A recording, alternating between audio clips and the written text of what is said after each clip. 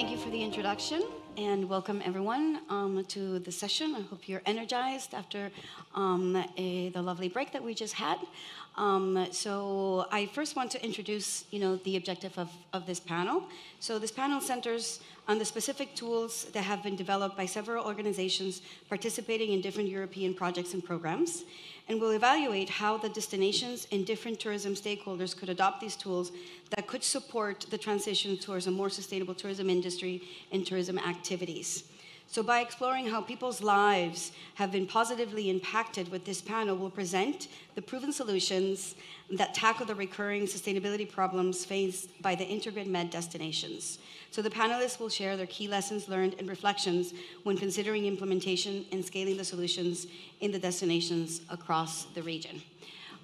So with that, again, I was introduced, I'm Paloma Zapata from Sustainable Travel International, and our guests are going to have a few minutes and some slides to introduce the specific projects that they're working on, and again, so that you can have a starting point into the solutions that they are supporting in sustainable tourism for the region.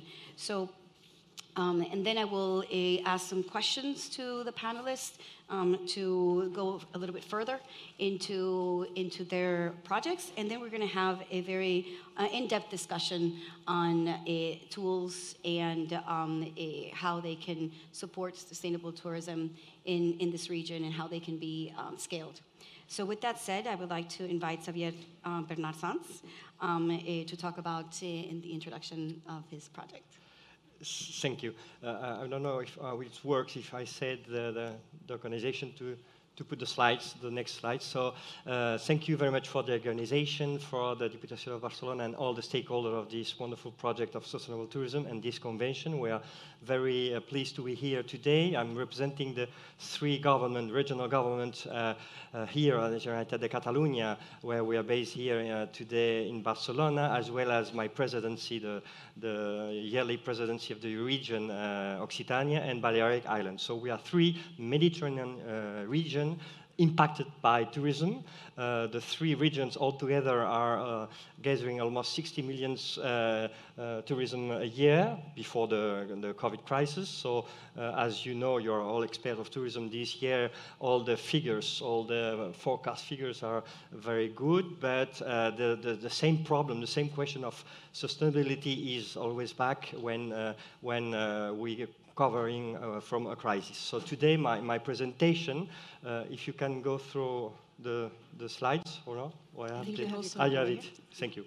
As I said, three regions. We represent almost 50 million inhabitants, and we are one of the first region created in Europe in 2004. As I said, one issue is the tourism, the problem of also the preservation of biodiversity and natural and marine areas.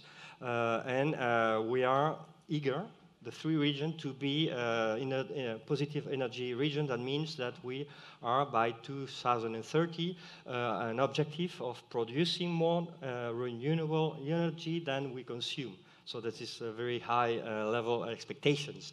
As I said, we are an EGTC. That means we are recognized by the European Union as a cooperative organization, European Group in Territorial Cooperation. That means that we are, by ourselves, a real cooperation area. As far as our goals, we are leading a lot of European projects. We are associated to this project, but we are leading also project in life area in Interreg Med as your project today. And I will present to you today two projects. WhatSaves Reuse, that's a life project in reuse and saving water in the tourism industry. That's the main subject of my intervention today, and the other one on ports and marine ports in the Mediterranean areas. As far as our roadmap, we have a new roadmap in which the main scope is, as I said before, preserving biodiversity and also preserving resources, as well as the economical activities, as well as the sustainable tourism. Now, my point is, I have 2 minutes and a half left. What's every use? What's every use? That's a live project with all the water agencies of our 3 governments, and also the cluster, water clusters, and also as we are in the panelists, some research center. We have a research center EURECAT, involved in that project. The main objective is to raise awareness and reusing and saving water, only in the tourism sector. And that our mean is to do lobbying. I think that we'll have the debate afterwards of what can be the impact of changing the rules to be able to use water, reuse water in hotels, in camping, in also resorts all over our Mediterranean areas. Also, you can have more information, of course, in our website. 2 types of, it's mostly training, session of formation of training of hotels, hotel leaders, or also public companies involved in tourism promotion.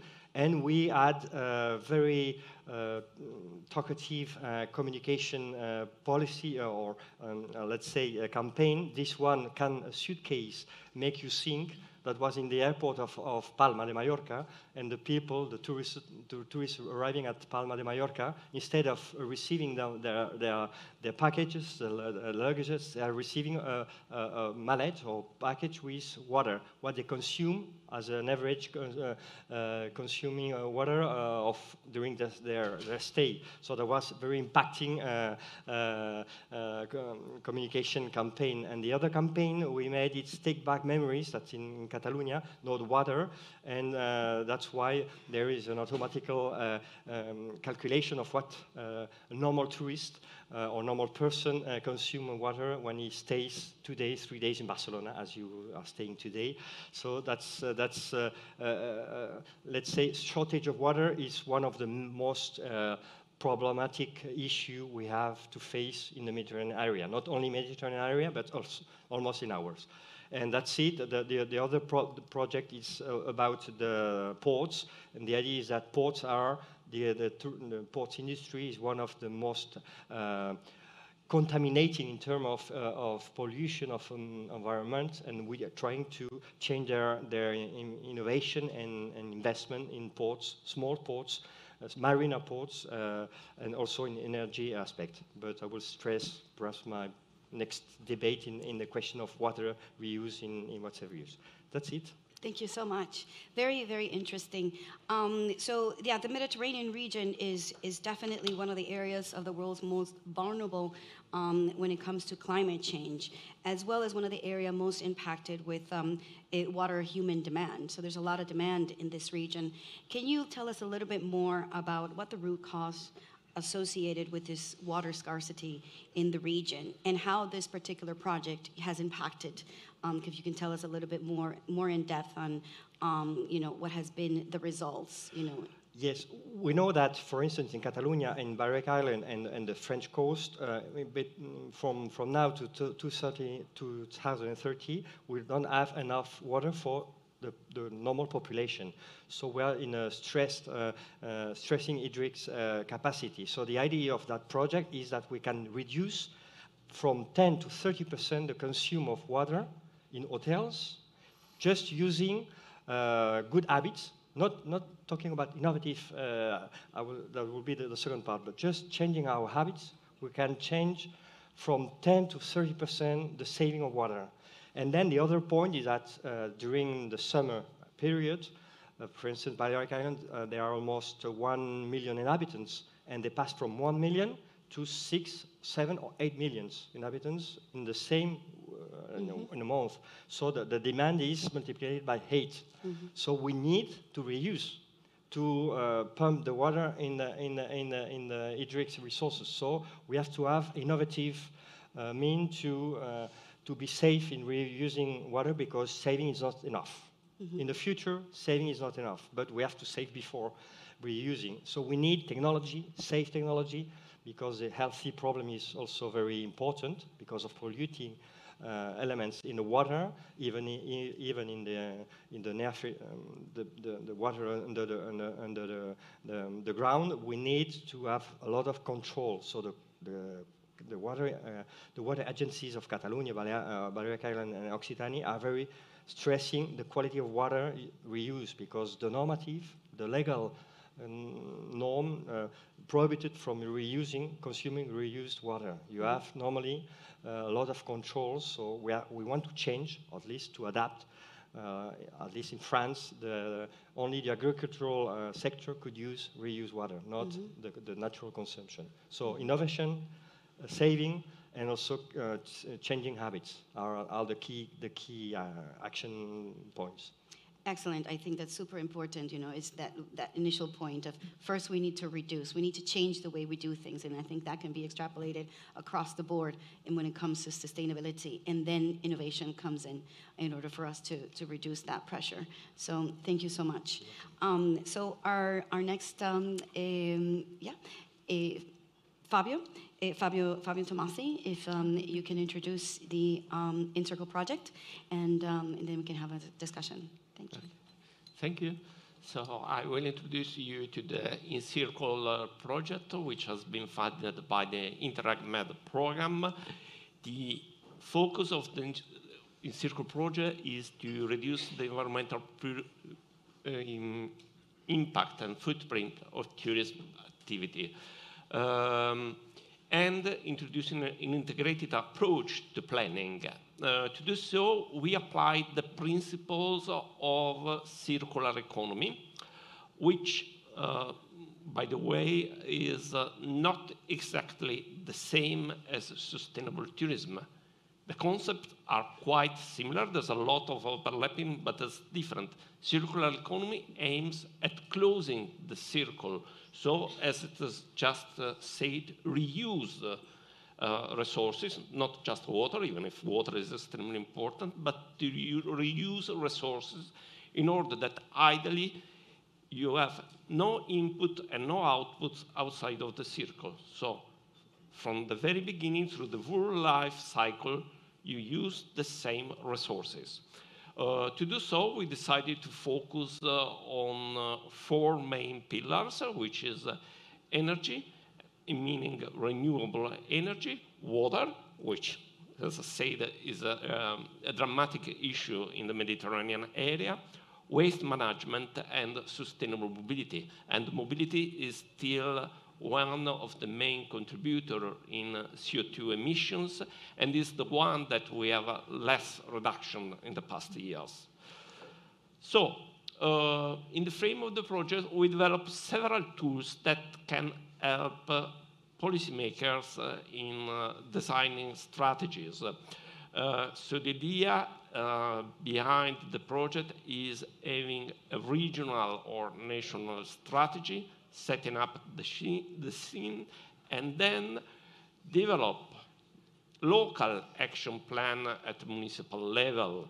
To do so, we develop an operational model, a protocol for stakeholders working groups. Since several actors are to be involved, it's important to have a wide participatory process.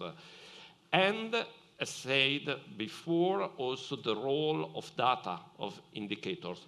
And so it has been developed a set of indicators to make an assessment of the level of circularity before, when you start planning and you need a benchmark, and then on to monitor how you are proceeding. And also we had tools, again, to make the assessment on how your strategy and plans are going on. And also we had a practical implementation of this principle to demonstrate that this is not just theory, it's not just about general government. It's circular economy in tourism is practical realization. So we have several pilot demonstrators in the cities that were partners, ranging from active mobility, reuse of water, preventing waste by installing, for example, Palma water fountains where you can refill your bottle, and also electromobility, again, as a way to sustainable mobility. So that's all. I hope that if you have questions, you will be able to answer later in the day. Thank you, Fabio. So the principles of circular economy is a system solution framework that helps us tackle the most challenging, issues in sustainable tourism, such as climate change, biodiversity loss, waste, and pollution. But certainly there could be challenges, as well as wins, that you can tell us about your project. So I specifically learned that yesterday you had your final wrap-up of the Encircle project, and you have some very specific wins and some policy changes that really are going to affect this area. So if you can tell us a little bit about, those specific results from this project, we would love to hear it. Yeah, well, a good example of a policy at regional level to implement the principle of circularity in tourism is the Law for Circularity and Sustainability in Tourism that has just been released by the government of the Balearic Islands, which set particularly minimum standards for the companies to apply tourist company. And to be approved gradually, the transition required time. There will be also support provided to the company. But for example, there are a lot of actions, but there will be the focus is on social and environmental sustainability. So again, you should pay attention not just to the environment, but also to the social aspect, which is extremely important. On the modernization of the procedures and on providing training. Examples could be, for example, the decision to block the development of new buildings for tourists, since the land is used and the Balearic Islands, so there's no more room. The use of local foods in restaurants, minimum standards, and these should be clearly stated in the menu. So there are a lot of practical actions included them, which in the time will be implemented, and so I'm sure that this law will lead to a revolution in the Balearic Islands and introduce really the principle of circular economy, and I hope this will improve the quality of life of both citizens and tourists and environment for all. Excellent. So congratulations. Certainly a step in the right direction. Our next panelist, so Nika Raspunski, if you can really, show us a little bit more about your project and your wins in this sector. So hello everyone, and thank you for inviting me to this panel. We are the coordinators of the Labelscape project, and in the focus of this project are sustainable tourism certifications. We were exploring how we can integrate them into the sustainable tourism policies. To start this, we had in front of us 3 challenges that Mediterranean destinations are facing today. The first one is the constant demand to improve the quality of the tourism offer. The second challenge is the need to strengthen the cooperation between the tourism providers in the destination. And the third one is necessity to communicate with the visitors. We identified the certifications as a tool that can give answers to these challenges and also as an effective instrument which improves the sustainable management in the destination. Now, what I want to emphasize is that we did not create new certification because we have enough certification available. We really wanted to capitalize on this, what already exists. And we organized our work around the exchange of experiences between destinations that are in different levels in this process. So we engage destinations which are already certified or even recertified, destinations which are in the middle of this process, and also those destinations that really just started to think about it, that wanted to gather more information And we included also the experts in this field, so that we had some professional support. One of the results of this project is the policy recommendations that I can say that are transferable also outside the Mediterranean area. We sort of summarize these recommendations in 4 groups. I will just mention them quickly. So the first group set of recommendations talks about the necessity to integrate the certifications into the development strategies. Of course, this is not enough. We also have to provide support that will guarantee the consistency of this certification process. This means financial support, organizational, administrative, and also the trainings for DMOs who would like to enter in this process. One set of recommendations is dedicated to the mobilization and empowerment of tourism providers. And the last one to the marketing, cooperation, and networking, which are also crucial factors in the success of the certified tourism destinations. Here I provided just 2 links where you can find more results of the project if you're interested. I would maybe close up the introduction part here. Thank you, Nika. So sustainability certifications promise to be a very useful instrument for the sustainable management of businesses and destinations.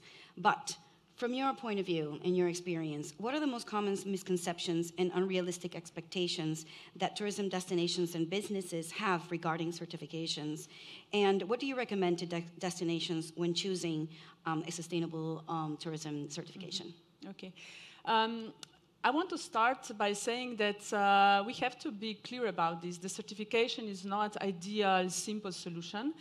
As Mr. Talone said before that the data is jungle, I can also say the certification and labeling is a jungle. And it's sometimes quite difficult for destinations to find their ways to identify the right certification for them. And then there is another thread. This is the thread of greenwashing. Very often in these greenwashing attempts, we can see that they're trying to sort of imitate the image of the certification, so that something has a stamp on that it's reliable because of it. So we often heard the doubts if the certification really serves its purpose. Of course, I think it's important that we educate destinations, also the visitors, but primarily in the first step, the destinations, what are the capabilities of certifications and also what are the limitations.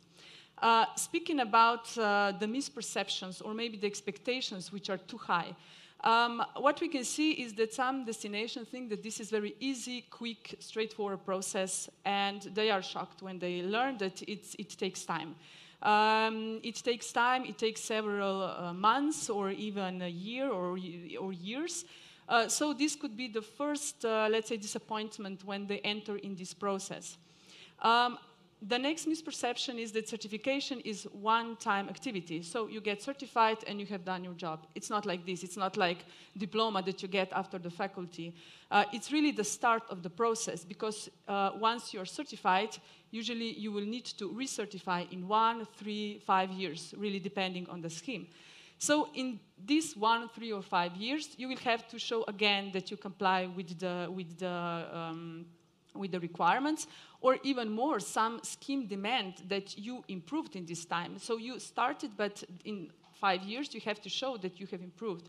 And the destinations which did not enter in this process knowing this are usually either they don't resubmit their request for recertification, or they are denied because they don't comply with the requirements. Another misperception is that only one organization can do it, that only DMO can decide on this and do it. No, this is really the process that needs to integrate all relevant tourism stakeholders in the destination. So DMO, of course, the businesses, also the service providers, the waste management organization, water management, mobility management, because it's not just collecting data from them, but but it's also, you have to plan the next 3 years with them. So this is very complex and participatory process. And another misperception, when you will get certified, the visitors will come, the tourism volume will increase. No, it will not happen because unfortunately, tourists don't care about certifications.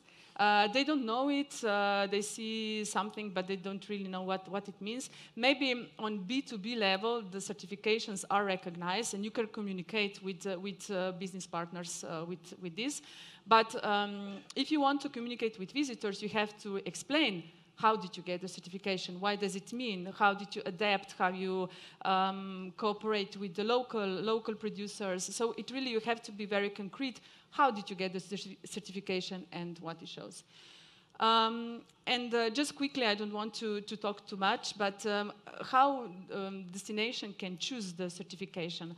Well, the first thing, of course, you have to find the certification which fits to your geographical area. So you cannot get certification Slovenia Green if you are in Spain, of course. But there are many certifications which operate globally, so this is really not the limitation. You need to make sure that certification complies with the GSTC criteria, which is still the most important global standard. This doesn't mean that you necessarily have to pick the certification which is recognized by the GSTC, but you really have to see what are the criteria, what are the demands, and if they are in line with GSTC recommendations. And of course, to do this means that certification needs to be, the information needs to be available publicly so that you have the access to this standard, what is required. This is the only way, and this is very often quite a hard job. The evaluation system needs to be transparent, so you have to know how you will be evaluated before you enter the process. Another recommendation is that you pick the viable certifications. So the certifications which are active, you see if you watch online a website that there is new destinations which are certified, the news, what is going on, the promotional activities, so that you don't enter in something that is not really viable. So this would be the main. Excellent points.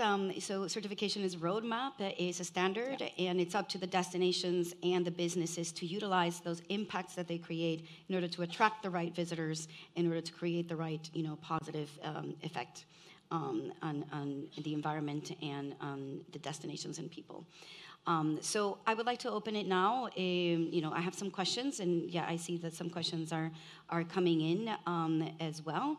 But I wanted to pose a discussion topic for the three of you when it comes to the policies that are in the horizon in the Mediterranean that are going to affect the development and the implementation of sustainable tourism tools. So what policies do you see that are in the horizon that are going to affect all the practitioners, here in the destinations? And more importantly, are they enough? What else do we need to do? What else do we need to change to really boost and innovate in this space? Well, let's start from my part. Regarding the policies, public policies, I think that we have to look after the competencies of our local governments. As you said, we have regional government very implicated in the Mediterranean area that can show the road. You mentioned the Balearic Island. They have a special law, the first law on climate change that was implemented 2 years ago, and that was already the first results. I think that we have to focus on local authorities, let's say the municipalities, regions, and deputations that are really showing the path. And we have to have rules, regulation rules. So because the states and Europe needs more local impacts, and that impact, I think, this is the right area. But if we do some very challenging regulation policies on water reuse or on renewable energy, we need also that the states implementing at their level. And I think that's the main gap is with the states. So the message today, Europe as a great local, let's say, stakeholder on the regional authorities, on the local authorities, and sometimes there is a gap between the vision they have from the central power and the problematic we have in the Mediterranean area. Let's tell the truth. We have some organization like the UFM working on standardization on the Mediterranean area, but we are part of Mediterranean COP Alliance. We're gathering cities, regions. We are trying to change the mentalities at Europe to say that Mediterranean area, because we are here in Barcelona, one of the capitals, we need to have really strong local policy on the climate impact, on the reuse industry that are not yet at a national level implemented. Mm-hmm. So I think that the challenge is here. We do great things, but sometimes between regions and states, we are not at the same level of challenging the problematic of reuse and water scarcity, for my part. Mm-hmm. Excellent point. So it's all about the local implementation. Yes, that's it. Anyone has anything to react and to contribute? Well, as long as certification is concerned, in 2018 there was a working paper issued by European Commission, and it was really, it talked about labels in tourism in Europe, what to do with them. Should we create a new umbrella label, or should we leave the situation as it is? Of course, the importance of labeling and also the eco-labels is stressed, I think I would say sparsely. But I think that the level in which we should talk about when we talk about certification is really the national and regional level. Because here too I agree, it's the destination level which is the one that is in the focus. So if we put the needs or if we promote the certification on the national level, and if we implement also the national or regional level measures to support the certification, this is effective. If we go on a higher level, this is not really so much something that affects the destinations. Here I can point out the example of Slovenia, which has national certification scheme, Slovenia Green, since 2015, and this is really the example how the certification is integrated in the national policies. We have now the third tourism strategy in the implementation phase, and this scheme is integrated in it since 2015. So it's really interlinked with the policy. So I would say that national and regional level is really the level for the policy implementation. Thank you. Yeah. On the frame of Encircle, we have also drafted a policy brief with some policy recommendation. And I think, generally speaking, that in the future we need more integration. Now, when we speak about sustainability, this should not be just a matter up to the environmental department of municipality or regional level. Should be real, an horizontal principle for everything. So, for example, one of the recommendations is to lead by example, meaning that the public administration first should apply the principle of circular economy and sustainability, for example, with public procurement. Public procurement should be inspired. Public building should be efficient, energy efficient, reuse energy.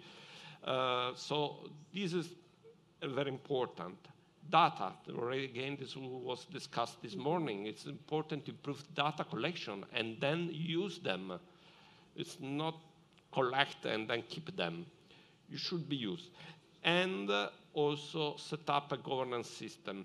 Participatory process is not just when you have to approve a plan and you need, was one of the mandatory requirements of EU projects require that. Should be a continuous process of elaborating policies and strategies with all the stakeholders that should be actively involved, and there should be a constant dialogue at a different level of policy making. And finally, 360-degree intervention. It's it's not about policy, but just policy about tourism. For example, reusing water, but in many countries legislation doesn't allow it, and with many resources that are considered waste. The legislation waste has been developed many years ago and was to prevent wild dumping and pollution, but now prevents a circular economy because something end of use is a waste, something that you should carefully dispose, not a resource that you put again in the circle. And this is one of the greatest at the policy level barrier for circular economy. Excellent point. So when it comes to new technologies out there and solutions, from your point of view, what are the different what should be watching out for? What is something that is been disruptive or that is coming? That maybe not all of us are aware. So, for example, it could be not just in technology, but also things like the sharing economy that has revolutionized the way we do things. The circular economy as well has revolutionized. So, I myself, who am working a lot on decarbonization, I've seen interesting approaches. For example, in a hotel that has used the machines in the gym to actually generate electricity that actually. So I want to hear from you, what are those talking about implementation, some of these interesting approaches and solutions that you've been seeing on the ground that we should be watching out for. Well, talking about innovative tools in the tourism industry, what the consumers are looking for to have a good time when they are going on a destination, but sometimes they want also to play or to discover playing. So I think that if we manage to find a tool showing what they should do or at least consume or behave when they are as a tourist, not changing their behavior, because when you're a tourist, sometimes you put your mentality, not Nordlicht mentality. When you come to the south and you're another person. So perhaps if we can show them by communication tools, some gaming tools, showing them that you can do better, not changing your habits and be preservative of the environment and the destination and discovering the culture. I think this is the future. Not to be like a regulation, to be directives or putting rules. People are changing if they are interested in. So the new generations, the youngsters, if they say no, they will do the contrary. So I think the tourists are the same. We have to be adaptive and use tools that make them funny. The question of the water and the languages, that's and we have a lot of tools to show. There is a tool to know every day what do you have spare of water during the day. So it's a challenge. So you say, next day I will do less. I think this is the use tools, not technologically very easy, but innovative, disruptive in the use of the tools. Yep. That means we don't need very innovative technologies because we have it already. All the technologies almost have been discovered, or at least for the use we are using in tourism. I think the use of the tools have been to change. We have to change our minds of using this. Yes. And Fabio, what about in your experience in Encircle? What some of these innovative tools and technologies have been implemented? It's difficult. Technologies are extremely important since we need them for all of the 4 pillars that we decided to focus on. We need innovation to make everything more efficient. So it's a bit difficult to pick just one. But what I would focus are technologies related to smart grid, because we need also to work on the system and evaluated smart grids that make it possible to integrate renewable energy, which is not constantly produced, to regulate the flow of energy, and possibly something that, again, regulation doesn't still allow, even if it's technically feasible, to use, for example, electric vehicle as electricity accumulation system that can send back the energy. We have always perceived the electric vehicle as a one-way, but it can be a two-way way.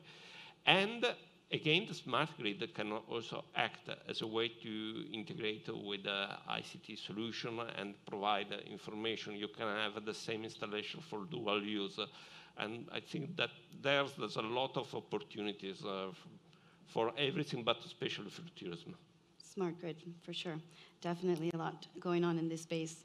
And Nika, do you have something else that you've seen when it comes to like those who are implemented certifications that have innovated in order to meet those standards? Yeah, maybe I see this. Maybe this connection is not so direct, but of course, in order. Okay, I was talking mostly about certification of destinations, but also certification of businesses, in order that they get certified with eco labels, not just sustainability labels. Of course, they have to innovate. They have to find the ways how to reduce the water use, the energy use, and how to manage this source usage. The standards and certification schemes are adapting to the development of the tourism. For example, now in the COVID crisis, many certification schemes, they really boosted up the health and security parts of their standard, because it was important to make sure that the working conditions and also conditions for visitors in the destinations are safe. And I think that in the future also this part of innovation and digitalization will sooner or later be part of the standard, because it's something that we are moving toward, and I think also that certification bodies will want to encourage destinations and businesses to think about this, and they maybe will be even forced to evolve in a technological sense. Excellent, thank you. So we have a question from the floor that we should be able to address before we finish. So if sustainability doesn't close the loop, like the circular approach, is it not really sustainable in the long term? So how can we encourage the industry to become circular for the sake of sustainability? And how should we tell that story? So this is a great moment to give some advice, for practitioners when it comes to implementing. The first point is money. If a company can have more money, more return on investment, saving water, saving energy, that's the key point. I think that we can encourage them that even if they are in the sheep of changing their mind, their habits, the main thing is the results on the year. So if there are less energy bill and less water consumption at the end, if the idea and the message and also the image is good, not talking about greenwashing, but just if they say, we save money, this money I can invest it in more, to be more green, more sustainable, I think this is the first point. To tell the truth is the key point for the major companies as well as the smallest one, because they face a crisis, so they need also to save money to face with the crisis. Exactly. Excellent. Yeah, we, in the scope of the Labelscape project, we also made a survey of certified accommodations in Slovenia. And we, of course, asked them what are their experiences with certification, and also what are the benefits, what are the challenges, and so on. The first thing that they pointed out is, yes, the savings are there. They're not extreme, but some minor savings are in a few years after the certification are there. And also the being more sustainable, and of course the certification process lead you in this path, is also increased or improved their relation with employees in the company, because there was a lot of content or emphasis given on the extra education, trainings, and so on. So there are different aspects that businesses, they see the benefits. And most of them said that they will get recertified. So this is also a very positive signal for this. So excellent point. I mean, it's all about how sustainability can be a competitive advantage. Yeah. So anything else to add, Fabio, in this particular case? Yeah. Well, a friend of mine used to say that what is now in your dustbin has been in your shopping bag. And so waste is a cost. Very often companies are not aware of all the costs related to the waste and to the management of that waste. So I think that one is important to help them identify all the costs related to that.